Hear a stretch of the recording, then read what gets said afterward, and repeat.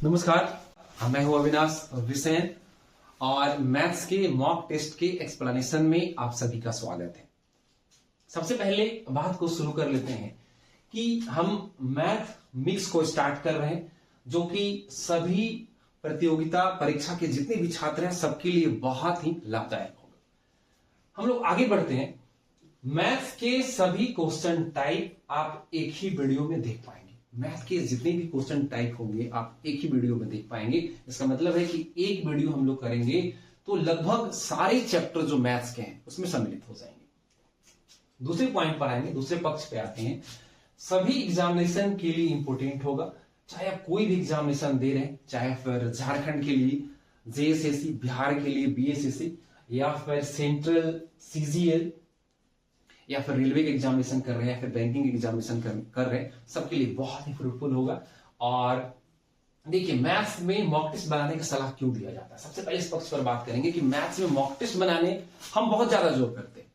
क्यों ऐसा करते हैं? मैथ में मॉक टेस्ट बनाने के क्या फायदे होते हैं? ये सब लोग समझते हैं कि नहीं, कॉन्सेप्ट क्लियर हो जाएगा, फिर फॉर्मूला लर्न हो जाएगा, एक्यूरेसी आ जाएगा, हाँ स्पीड आ जाएगा, एक्यूरेसी आ जाएगा, तो ये बाद का पक्ष होता है। लेकिन मैथ्स के लिए सबसे इंपॉर्टेंट बात क्या होता है कि यदि आप मैथ में 30 को रहने देते हैं, यदि आप मैथ में 20 मॉक टेस्ट करते हैं, 20 मॉक टेस्ट करते हैं, केवल 20 मॉक टेस्ट करते हैं, तो यदि एक मॉक टेस्ट में वर्क एंड टाइम का एक प्रश्न आता है, तो 20 मॉक टेस्ट में वर्क एंड टाइम का 20 प्रश्न आ जाता है। और हमको नहीं लगता है कि यदि वर्क एंड टाइम में आपको 20 टाइप के प्रश्न पता है तो इससे भी ज्यादा टाइप होता होगा, ऐसा बिल्कुल नहीं।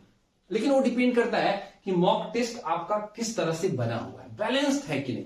तो सबसे इंपॉर्टेंट बात क्या हुआ कि यदि 20 मॉक टेस्ट आप करते हैं, यदि आप 20 मॉक टेस्ट करते हैं, तो 20 मॉक टेस्ट में क्या होगा कि वर्क एंड टाइम का 20 क्वेश्चन आपका कंप्लीट हो जाए। सबसे ज्यादा जो इंपॉर्टेंट बात है उस पर हम लोग बात कर लेते हैं। सबसे ज्यादा जो इंपॉर्टेंट बात है कि मॉक टेस्ट बनाने के फायदा क्या है, सबसे ज्यादा इंपॉर्टेंट समस्या है। मॉक टेस्ट बनाने के फायदा क्या है, उस बात में सबसे महत्वपूर्ण बात क्या होगा कि क्वेश्चन टाइप आपको पकड़ना बहुत जरूरी होता है। क्वेश्चन टाइप का मतलब क्या हुआ, जैसे ही ये क्वेश्चन देखिए कि चीनी के कीमत में 20% कमी हो जाने पर मुझे 600 रुपए में 5 केजी चीनी अधिक मिलता है, तो चीनी का प्रारंभिक मूल्य क्या था।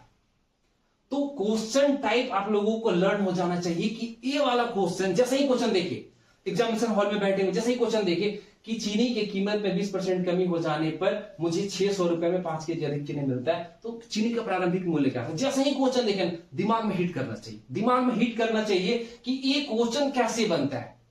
जैसे ही क्वेश्चन देखे, एक टाइम एंड स्पीड का है, समय दूरी चाल का प्रश्न है ये वाला, कि अपनी सामान्य गति की तुलना में चलने पर उसने एक नॉर्मल चाल से चलने से और फिर 6/7 गति से वह चल रहा है, तो एक व्यक्ति 25 मिनट देरी से पहुंचता है। एक क्वेश्चन टाइप है, तो क्वेश्चन टाइप समझना बहुत जरूरी होता है। हमारी बातों को गौर से सुनिएगा, बहुत ही फायदेमंद होगा कि क्वेश्चन टाइप को समझना बहुत जरूरी होता है। मतलब जैसे ही क्वेश्चन टाइप देखे कि अच्छा ये वाला क्वेश्चन है, ये ऐसे बनता है, ये वाला क्वेश्चन है, ऐसे बनता है, और यदि डायरेक्ट हिट नहीं करता है तो आपका एग्जामिनेशन बढ़िया होने वाला नहीं है, आपका प्रिपरेशन बढ़िया होने वाला नहीं है। इसका मतलब है कि मॉक टेस्ट को बनाने से क्वेश्चन देखते ही डायरेक्ट हिट कर जाता है कि ए वाला प्रश्न ऐसे बनता है, ए वाला प्रश्न ऐसे बनता है। मैथ्स में क्या होता है कि आप क्वेश्चन टाइप को पकड़ने का प्रयास करें। आगे बढ़ते हैं। अब देखिए हमने क्या लिया है, हमने एक मॉक टेस्ट लिया है। अभी जो जेएसएससी के एग्जाम हैं झारखंड में सबसे अवेटेड एग्जामिनेशन, और एग्जामिनेशन पर ज्यादा बात नहीं करेंगे, केवल पढ़ाई पर बात करेंगे। और सबसे अवेटेड एग्जामिनेशन हम लोगों का क्या है, JSSC Jharkhand staff selection commission है, और जेएसएससी सीजीएल है, जिस पर काफी दिनों से चर्चा चल रहा है, काफी दिनों से बात चल रहा है। और इस पे हम लोगों को 2 महीना मिल रहा है। 2 महीना में आपका स्ट्रैटेजी इस तरह से होता है। अब आज हम अपने मॉक टेस्ट को लेकर के आए हुए हैं, मैथ्स के मॉक टेस्ट को लेकर के आए हुए हैं, फिर हम नेक्स्ट वीडियो में लेकर के आएंगे कि इसका स्ट्रैटेजी क्या होगा और वर्तमान में इसकी स्थिति क्या है। लेकिन अभी जो हम बात करेंगे कि अभी आपको अधिक से अधिक मॉक टेस्ट बनाना है, अधिक से अधिक मॉक टेस्ट बनाना है। और आज से हम प्रारंभ कर रहे हैं स्पर्धा के मॉक टेस्ट को, जो कि जिसका गुणवत्ता बहुत बढ़िया है। और सबसे बड़ी बात होती है कि सिलेबस पे, एग्जामिनेशन का जो सिलेबस है उस पर बना हुआ मॉक टेस्ट कौन सा है, तो स्पर्धा को हम लोग लेते हैं और स्पर्धा के अंतिम प्रहार, स्पर्धा का जैसा का नाम ही है कि स्पर्धा के अंतिम प्रहार जो है मॉक टेस्ट को हम लोग स्टार्ट कर लेते हैं। और जैसा कि स्पर्धा का जो अंतिम प्रहार मॉक टेस्ट है इसमें व्याख्या नहीं दिया हुआ है, तो इस वीडियो से आप लोगों को सारे मॉक टेस्ट का व्याख्या उपलब्ध हो पाएगा। बस आप लोग ध्यान से देखिए, पहले गुणवत्ता को समझ ले, जरूर से समझ ले कि क्या गुणवत्ता है हमारी क्लासेस का, जो लगातार आपको देखने के बाद समझ में जरूर आ जाएगा। तो हम लोग स्टार्ट कर रहे हैं स्पर्धा के मॉक टेस्ट को, और हमने चूंकि हमारा डिजिटल बोर्ड नहीं है तो इतना जरूर आप लोग कॉपरेट करेंगे कि ध्यान से और गुणवत्ता पर जाएंगे, डिजिटल बोर्ड पर नहीं जाएंगे, गुणवत्ता पर जाएंगे। और आज से हम लोग इसको प्रारंभ कर लेते हैं और हम लोग लेते हैं 20 क्वेश्चन को। तो हमारा बोर्ड में बस 5 ही प्रश्न है, तो एक बार में 5 प्रश्नों को हम सोल्व करेंगे, फिर बारी बारी से इसको आप लोगों को हम लेकर के सामने आएंगे। तो आइए शुरू कर लेते हैं।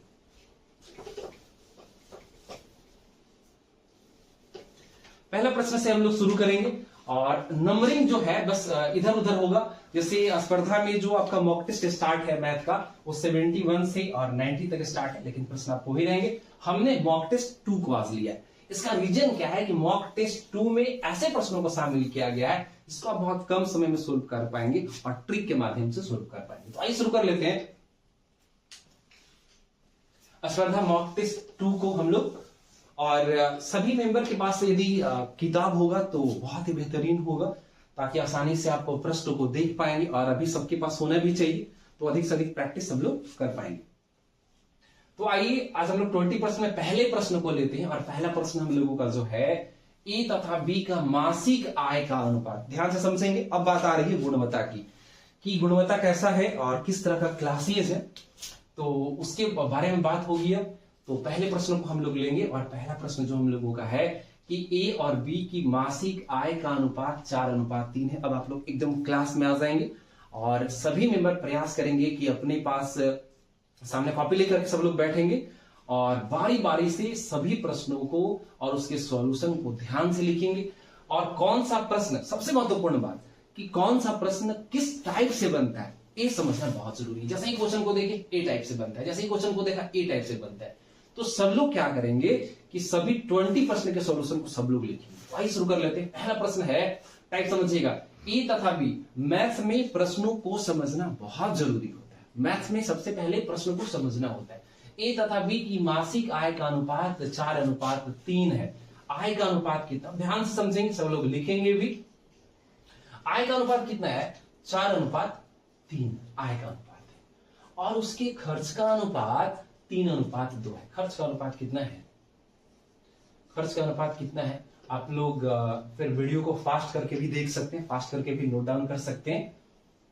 खर्च का अनुपात 3:2। एक प्रश्न के बारे में आप लोग को पता होगा कि बड़ा सिंपल होता है कि यदि कोई व्यक्ति का आय इतना है और खर्च इतना है तो दोनों को माइनस करेंगे तो बचत के बराबर में आ जाता है। इसको बनाना बड़ा सिंपल हो जाता है कि आय यदि 4x है और खर्च यदि 3y है, तो बड़ा सिंपल सा इक्वेशन बन जाता है। क्या बन जाता है, 4x - 3y, मतलब इतना आय है, इतना खर्च है, तो बचत जो होगा 6000 के बराबर में होगा। बचत जो होगा वो 6000 के बराबर में होगा। यहां से एक इक्वेशन बना, फिर नेक्स्ट बना लेंगे आप 3x - 2y = 6000। ये दूसरा इक्वेशन आपका बन जाएगा। तो ये वाला प्रश्न अमूमन बनता ऐसे ही है, लेकिन आप हमारा वीडियो देख रहे हैं तो कुछ फायदा आपको मिलना चाहिए। क्या फायदा आपको मिलना चाहिए कि यदि आय और खर्च का आप देखेंगे कि दोनों का यूनिट में सेम डिफरेंस है। जो फिर से आय को लिख लिया 4:3, खर्च को लिख लिया 3:2। अब दोनों में देखेंगे कि कितना यूनिट का डिफरेंसेस है। यदि दोनों में सेम यूनिट का डिफरेंसेस है, फिर से यदि दोनों में सेम यूनिट का डिफरेंसेस है, तो 1 यूनिट 1 यूनिट = 6000 मासिक बचत कर लेते हैं। 1 यूनिट = कितना हो जाएगा आपका 6000। ध्यान से, यदि इसमें 2 यूनिट का डिफरेंसेस होता है, यहां भी 2 का डिफरेंसेस होता है, यहां भी 2 का डिफरेंसेस होता है, तो आपका होता है 2 यूनिट = 6000, जो कि इसका बचत है। ध्यान से, बहुत इजी लगने लगेगा, धीरे धीरे आप लोगों को बहुत ही बेहतरीन लगने लगेगा, क्योंकि गुणवत्ता ही हमारा सबसे महत्वपूर्ण बात है। तो 1 यूनिट इक्वल टू कितना हो गया 6000। अब क्या बोला है कि ए की मासिक आय कितनी होगी, ए की मासिक आय कितनी होगी। अरे ए का आय तो कितना है, ए का आय का रेशियो कितना है 4 है, मतलब 4x है। कितना है 4x, और 4x x को 1 यूनिट ले लीजिए और ये 1 यूनिट कितने के बराबर में है 6000 के बराबर में है। तो ए का मासिक आय आपका कितना हो जाएगा 24000 हो जाएगा। तो हम लोगों का पहला का आंसर बी हो जाएगा बॉय 24000। यहां से हम लोग क्या सीखे, यहां से हम लोगों ने क्या सीखा कि यदि आय और खर्च के दोनों रेशियो में, आय और खर्च के दोनों रेशियो में एक का डिफरेंसेस है तो 1 यूनिट सेविंग के बराबर में होगा। 2 का डिफरेंसेस है तो 2 यूनिट सेविंग के बराबर में होगा। 3 का डिफरेंसेस है, अगर 3 यूनिट 6000 के बराबर में होता तो 1 यूनिट कितना होता है 2000 के बराबर होता है। यहां पर 1 यूनिट सिंपल है, 1 यूनिट इक्वल टू 6000। तो ए की आय पूछा गया है 4 यूनिट है, 4 इंटू यूनिट, तो 4 इंटू एक्स इक्वल टू कितना हो गया 24,000 हो गया। मॉक टेस्ट बनाने से होता है क्या है कि आप क्वेश्चन टाइप आपके दिमाग में बैठ जाता है। दूसरे प्रश्न को लेते हैं। आज हमने अधिकतर ट्रिक वाले प्रश्नों को लिया स्पर्धा में। देखिए यदि सीजीएल के बारे में बात करें, हम पहले से भी आप लोगों को बताया था कि धीरे धीरे बात करते चलेंगे हम लोग, और बात करते ही चलेंगे और धीरे धीरे बहुत सारी बात आप लोगों को आइडिया लगते जाएगा। यदि जेएसएससी सीजीएल के बारे में बात कर लेते हैं, जेएसएससी सीजीएल के बारे में सभी लोगों को पता होगा, जितने भी सीनियर मेंबर होंगे काफी दिन से प्रिपरेशन कर रहे हैं, तो एग्जैक्ट सिलेबस पर ही प्रश्न पूछे जाते हैं। और एक बात यहां से मैं बता देना चाहूंगा कि जो मैथ्स के प्रश्न होंगे उसमें सबसे ज्यादा प्रश्न देखे जाएंगे तो एनसीईआरटी के पैटर्न के क्लास 9 और 10वीं, 9वीं और 10वीं के प्रश्न देखे जाएंगे। और सबसे ज्यादा आपका जो प्रश्न का एरिया होगा वो वॉल्यूम एंड एरिया होगा, वॉल्यूम एंड सरफेस एरिया होगा। सबसे ज्यादा प्रश्न मेंसुरेशन से देखे जाएंगे जेएसएससी सीजीएल में। आप प्रीवियस देख सकते हैं, मतलब वॉल्यूम और एरिया, तो यहां पर फॉर्मूला का खेल होता है और यहां पर बहुत सारे ट्रिक होते हैं। तो धीरे धीरे बात होते चलेगी, लगातार मॉक टेस्ट का व्याख्या होगा तो धीरे धीरे बात होते चलेगी उसके बारे में। वॉल्यूम और सरफेस एरिया से सबसे ज्यादा प्रश्न होगा हम लोगों का, और उसके अलावा नंबर सिस्टम, अलजेब्रिक एक्सप्रेशन से सबसे ज्यादा प्रश्न होगा। 2 चैप्टर बहुत ज्यादा इंपॉर्टेंट हो जाते हैं यहाँ पर आकर के जेएसएससी सीजीएल के लिए, वॉल्यूम एंड सरफेस एरिया और नंबर सिस्टम सबसे ज्यादा महत्वपूर्ण। Algebraic expression, number system, volume and surface area, थोड़ा सा ट्रिक, तो इस पर बाद में बात करेंगे। अभी पढ़ाई हम लोग स्टार्ट करते हैं, अपने व्याख्यान हम लोग है, तो एक टाइप हम लोगों को समझ में आया। दूसरे प्रश्न को हम लोग लेते हैं कि अपनी सामान्य गति की तुलना में उसके 6/7 गति से चलने पर। अब ध्यान से समझिएगा, ए प्रश्न समय दूरी चाल का है। अब ए आपको टाइप याद रखना है, सर बताए थे कि ए टाइप ऐसे बनता है, ए टाइप ऐसे बनता है। अपनी सामान्य गति की तुलना में 6/7 गति से चलने पर एक व्यक्ति 25 मिनट देरी से पहुंचता है और वह नॉर्मल स्पीड में चलता तो कितना टाइम उसको लगता है। ये टाइप हो गया कि अपनी सामान्य गति की तुलना में 6/7, 6/7 समझ रहे हैं, एक से छोटा है, मतलब पहले से वो स्लो चल रहा है। मैथ्स में बहुत सारी बातों को समझना होता है, पहले से स्लो चल रहा है, 6/7 एक से छोटा है। इसके लिए इसको हम लोग बनाते कैसे, बड़ा सिंपल सी इसमें होता है। इसको हम लोग बनाते कैसे, देखिए इस फ्रैक्शन को देखिए 6/7, 6/7 इसको देखिए।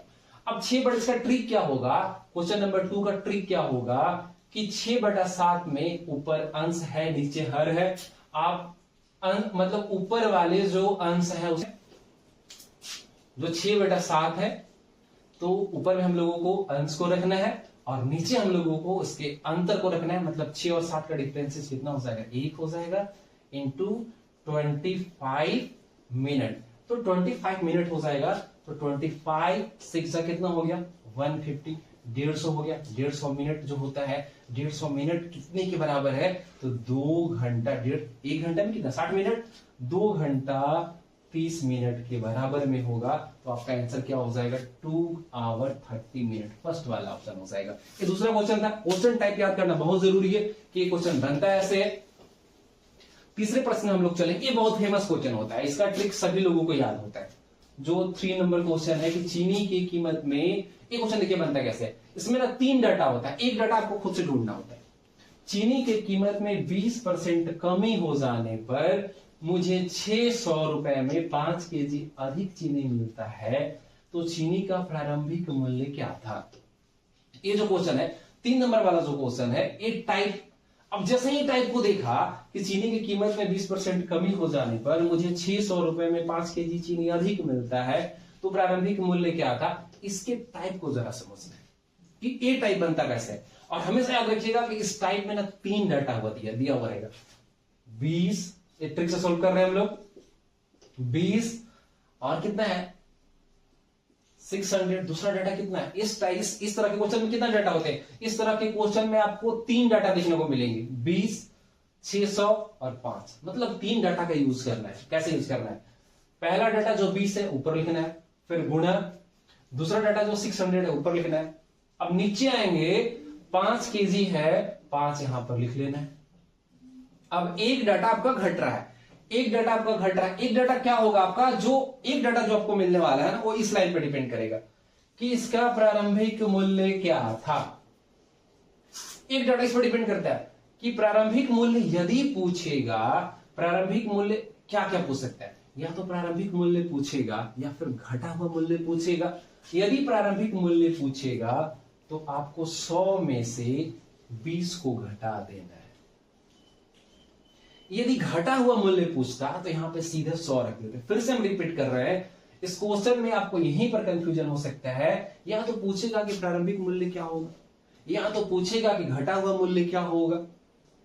तो प्रारंभिक मूल्य के लिए आपको क्या करना है कि 100 में से पहला वाला जो 20% का कमी हो रहा है उसको क्या कर देना है, माइनस कर देना है। और यदि पूछता कि घटा हुआ मूल्य क्या होगा तो यहां पर 100 पुट कर देना है। फिर से रिपीट कर रहे हैं, इस तरह के क्वेश्चन में क्या करना है, इस तरह के क्वेश्चन में कितना डाटा है, 1 2 3 डाटा है। एक डाटा खुद से सोचना है जो हमने आपको बताया कि प्रारंभिक मूल्य के लिए क्या करना होता है और घटे हुए मूल्य के लिए क्या करना होता है। बस 3 डाटा को अरेंज कर दीजिए और चौथा डाटा जो डिपेंड करेगा वो इस लास्ट लाइन पे डिपेंड करता है। अब इसको सोल्व कर लेते हैं, 20 इंटू 600 इंटू 5 इंटू 80, इसको सोल्व कर लेते हैं।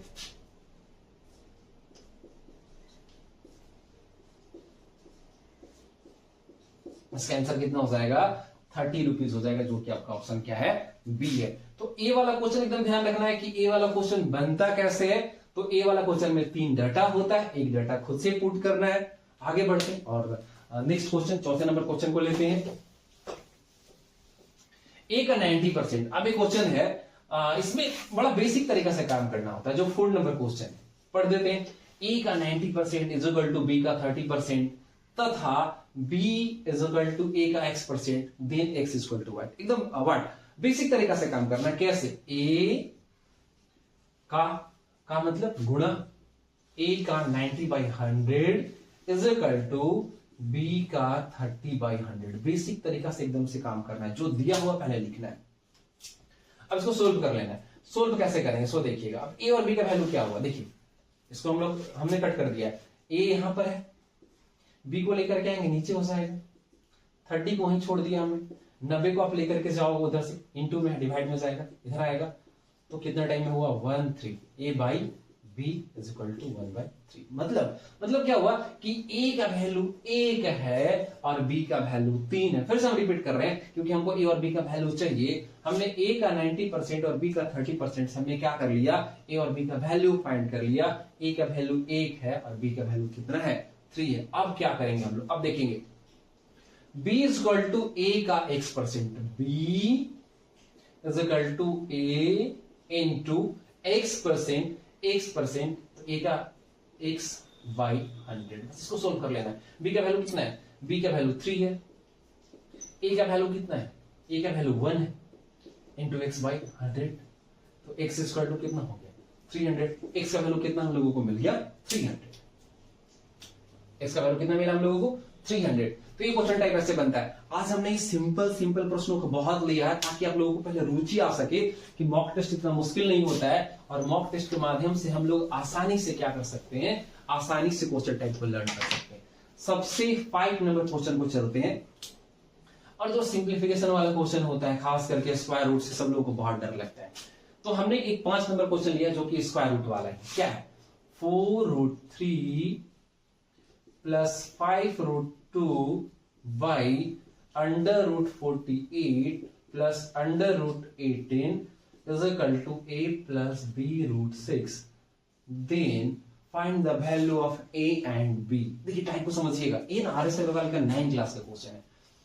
ये सबको पता होता है कि 9 10 से ही प्रश्न आते हैं, लेकिन फिर भी लोग उसको कंप्लीट नहीं कर पाते हैं। तो इसमें रुचि लेकर के आना बड़ा जरूरी है। अब इसको सोल्व कैसे करेंगे, जरा बात को समझेंगे। थोड़ा थोड़ा बेसिक बात आपको याद होना चाहिए। हम आपसे पूछते हैं कि अंडर रूट 48 का बताइए तो वैल्यू कितना हो, क्या हो सकता है। तो यदि आप बता पा रहे हैं कि सर ये 4√3 हो जाए, यदि इसको आप बता पा रहे हैं कि सर क्या हो जाएगा, ये 4√3 हो जाएगा, इसका मतलब है कि आपको इतना जानने से बहुत सारा काम हो जाएगा। अब हमने कैसे किया, हमने इसको कैसे किया, 48 को कैसे किया, सोल्व कैसे किया, तो 48 4 जा 16 इंटू 3 कर दिया। अब जो पेयर में है बाहर निकाल दिया, 4√3 इसका वैल्यू मिल गया। अब देखिएगा आगे बढ़ते हैं। अब 18 को आपसे पूछे कि आप 18 को कैसे ब्रेक कर सकते हैं, 18 को कैसे लिख सकते हैं 18 को, तो आप बोलेंगे सर 3√2 लिख सकते हैं। इसका मतलब है इतना ही सा काम है, हमको उससे ज्यादा का जरूरत नहीं है, इतना में आपका काम बनेगा। अब देखिए कैसे इसको कैसे सोल्व करेंगे, 4√3 प्लस 5√2। अब देखिए अंडर रूट कितना है, अंडर रूट 48 हमने कहा, इसको ऐसे आप लिख सकते हैं 4√3 लिख सकते हैं। अभी आपने ही बताया इसको ऐसे लिखेंगे 3√2। और सबको पता है कि हम लोग हर का परिमेयकरण इसको कर लेते हैं, सबको आता है हर का परिमेयकरण करने के लिए। ये क्वेश्चन सोल्व कैसे होता है, एकदम सिंपल होता है। आप बोलेंगे सर फास्ट कैसे हो जाएगा, ये वाला फास्ट तब होगा जब आपको ब्रेक करने फास्ट आएगा, आपको गुणा करने। आपसे हम पूछेंगे कि आप √3 में √3 से इंटू कर दो, आपको इतना नहीं पता होगा 3, तब फास्ट नहीं हो पाएगा। मतलब आपको फास्ट गुणा करने आना चाहिए, इसके लिए थोड़ा सा प्रैक्टिस का जरूरत होगा, साथ में कर लेते हैं हम लोग। अब इसका हम लोग को हर का परिमेयकरण कर लेना है, 4√3 माइनस 3√2, 4√3 माइनस 3√2। अब क्या कर लेते हैं, अब इसको हम लोग गुणा कर लेते हैं, बड़ा सिंपल है। आगे बढ़ते हैं, नेक्स्ट वाले स्टेप में चलते हैं। अब इसमें हमको गुणा करना है, इसमें इससे गुणा करना है। 4√3 से 4√3 में इंटू करेंगे तो फिर आपको कितना मिलेगा, 48 मिलेगा। 4√3 4√3 4 जा 16, और √3 में √3 से आप इंटू करेंगे। जिनको समझ में आ गया होगा फास्ट कर लेंगे वीडियो को। 4 जा कितना 16, और √3 में √3 से हम इंटू कर लेंगे, कितना बचेगा हम लोगों का 3, मतलब 48 आ जाएगा। अब देखेंगे 4√3 से आप इसमें मल्टीप्लाई कर लो तो कितना हो गया, 4 के 12 और 12 और √3 इंटू √2 √6 हो गया। आगे बढ़ेंगे, 5 √2 से इंटू कर लेते हैं, 5 4 जा 20 अंडर रूट 3 2 जा 6, और 5 इसको इंटू करेंगे तो 5 3 जा 15, और √2 इंटू √2 कितना होगा, 2 होगा, मतलब कितना हो जाएगा 30 हो जाएगा, प्लस माइनस माइनस 30 हो जाएगा। नीचे simple a plus B into A minus b, a square minus B square, इसका स्क्वायर करेंगे आप तो कितना हो जाएगा 48, इसका स्क्वायर करेंगे 48 हो जाएगा। A square A plus B into A minus B is equal to A square minus B square minus, अब 3√2 का आप स्क्वायर कर लेंगे तो कितना आएगा, 18 ही आएगा। 3√2 का आप स्क्वायर कर लेंगे तो कितना आएगा, 18 ही आएगा। अब आगे बढ़ेंगे, नेक्स्ट स्टेप की तरफ बढ़ेंगे। नेक्स्ट स्टेप हम लेते हैं, अब 48 में से किसको आप माइनस करेंगे, कितना हो जाएगा, 18 हो जाएगा। अब यहाँ पे देखिए जो बोलते हैं ना लोग मैथ्स बनाते हैं, एक जाति वाला मिलना चाहिए, तो 12√6 और 20√6, मतलब 20√6 में से होता है ना कि 4x में से 3x घटा लो आप, तो कितना बचेगा, x बचता है। 20√6 में से 12√6 घटा लो, कितना बचेगा, 8√6, तो प्लस में होगा, प्लस 8√6। 18 में से आप 48 को माइनस कर लो, कितना बचेगा, 30 बचेगा। अब देखिए यहां तक आप लिख लो, उसके बाद आपका वैल्यू दिया हुआ कि a प्लस बी √6, इसका मतलब क्या, ध्यान देंगे यहाँ पे, तो 18, इसको अलग अलग लिख सकते हैं, 18 बटे में 30 आप अलग लिख लें, और 8√6/30 आप अलग लिख लें। लास्ट में जरूर आप अलग कर लें जब इस तरह का फॉर्म हो, a प्लस बी √6। अब यहां से देखिए, सबसे बड़ी बात यहां पे यही समझना है जो बहुत लोग समझ नहीं पाते। अब जो पहला वाला वैल्यू है वो a के बराबर में होगा, जो दूसरा वाला वैल्यू है वो इसके बराबर में होगा। यहां भी √6 है, यहां भी √6 है, ये बहुत आइडिया मिल जाता है, हिंट्स मिल जाता है। पहला वाला वैल्यू a के बराबर है, दूसरा वाला वैल्यू इसके b के बराबर है, तो a बराबर लिख लेंगे 18/30 और b √6 बराबर लिख लेंगे 8√6/30। उसको सोल्व कर लेते हैं। सोल्व कैसे करेंगे, यहाँ हो जाएगा 9 और कटेगा ये, और 3 3 जा 9 और 5 5 3 जा 15, 3/5 और यहाँ पे काट लेते हैं हम लोग। तो b इक्वल टू कितना हो जाएगा हम लोगों का, यहाँ पे हो जाएगा 4 2 8 4/15। तो आंसर होगा 3/5 3/5 हम लोगों का, और 4/15 जो कि ऑप्शन नंबर क्या होगा, डी होगा। तो फिर यहां तक हम लोग समझे। आइए आगे बढ़ते हैं।